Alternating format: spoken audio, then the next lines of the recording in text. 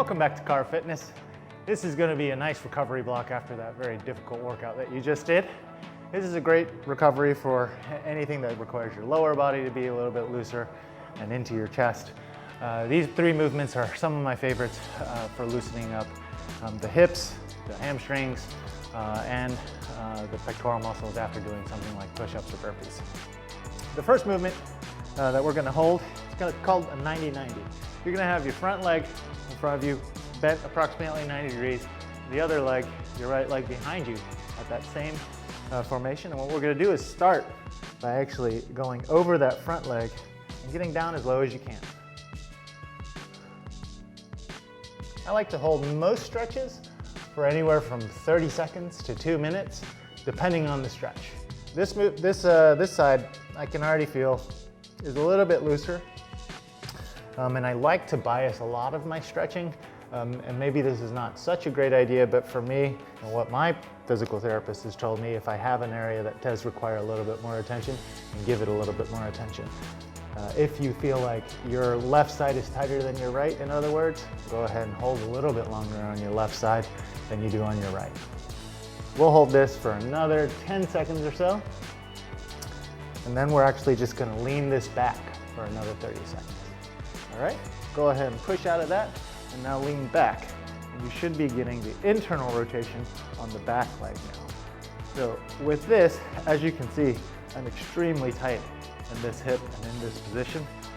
So what I'll likely do if I were doing this at home alone, this is the kind of thing where I will sit in front of the TV and I would even watch an episode of my favorite show, sitting in a position as long as I could, switching in these two positions on either side, and just to get as long of a stretch as I can.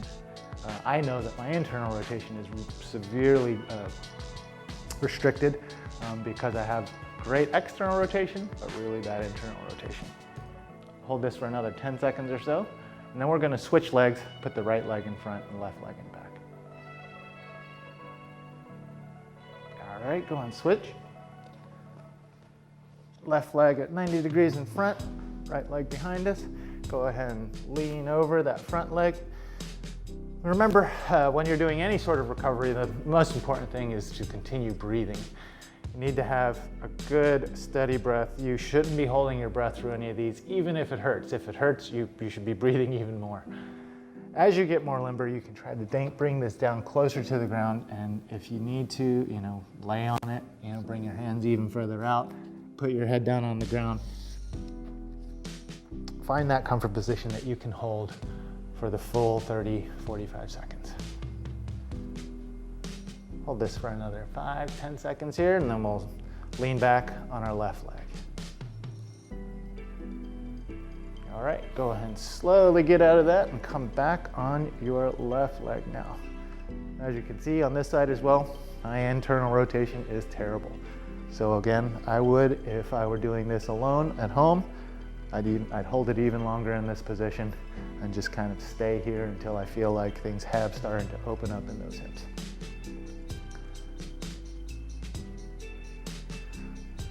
Ashley's very flexible. Colleen's very flexible. They seem like this is not too difficult. As you get more flexible, the lower you can lay down in this position. But remember, don't push these types of holds too far because they can be pretty intense on your hips. All right, let's go ahead and come out of that. Hold both legs in front, just shake them out a little bit. Windshield wiper your legs. Get a little of that blood back into those muscles. And then let's meet down on our bellies. So this is called an iron cross stretch. It's a great stretch if you've done anything that's been very intensive on your chest. You're gonna tee out that left arm.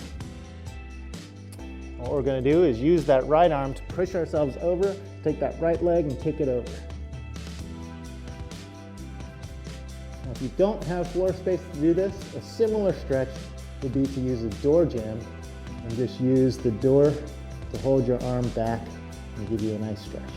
So if you have the space, I like this one because you can adjust the intensity of the stretch just by pushing a little bit more with that right arm and trying to get that right leg further over and open up in the hips.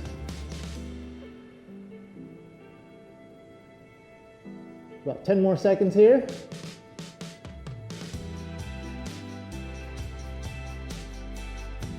All right, going slowly, kick that right leg back over. Everything with stretching I like to do slowly just so you don't accidentally hurt yourself. This time, right arm goes out in the T, left arm helps you assist over, left foot kicks over, and get that stretch in that right pectoral muscle.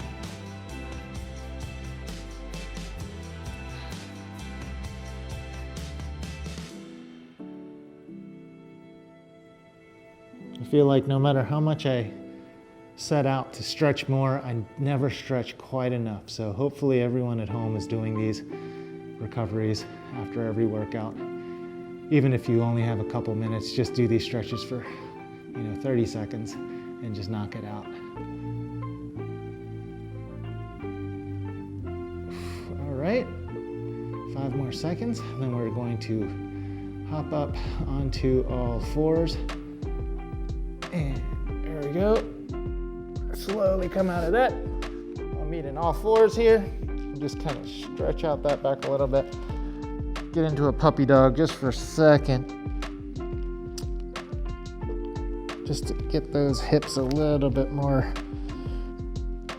Remember, get those shoulders stretched out a little bit. Just hold this for about 30 seconds.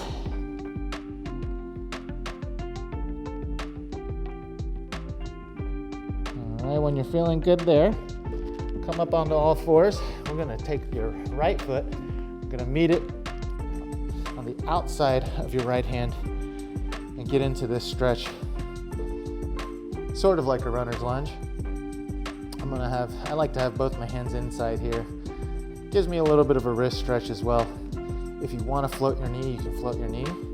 I like to keep my knee down just because this is a stretch. It's a less active stretch this way, and this way you do get a little bit more into that hip. My hips are extremely tight these days because I've been battling an injury that I can't quite figure out, and I always tend to find myself in this position in pigeon to stretch out my hips. I feel like that's the most effective.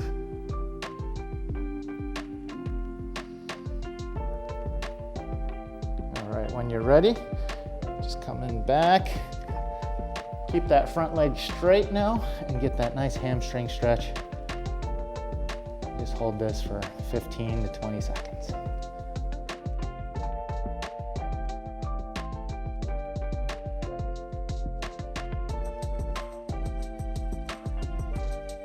All right, slowly come back, kick that right foot back, bring that left foot forward, meet it, your left hand. Same, if you want to float your knee, you can float your knee. You will get a little bit more intense stretch that way. I like to drop my knee down, try to get lower into the stretch. If you are very flexible, you can also drop this down to your elbows. I do not have that range of motion, so I will be stopping here. Hold this for about another 15 seconds.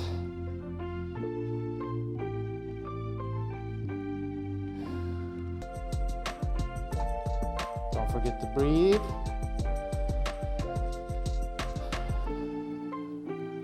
All right. Slowly come out of that, push back, straighten that left leg, and get that nice hamstring stretch to finish off this recovery block. We'll hold this for about 20 seconds, and then we'll be ready to go.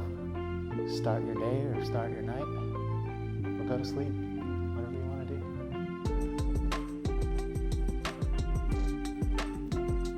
5 more seconds. And that's it. Thank you so much for being here. It's been a pleasure working out with you. See you next week.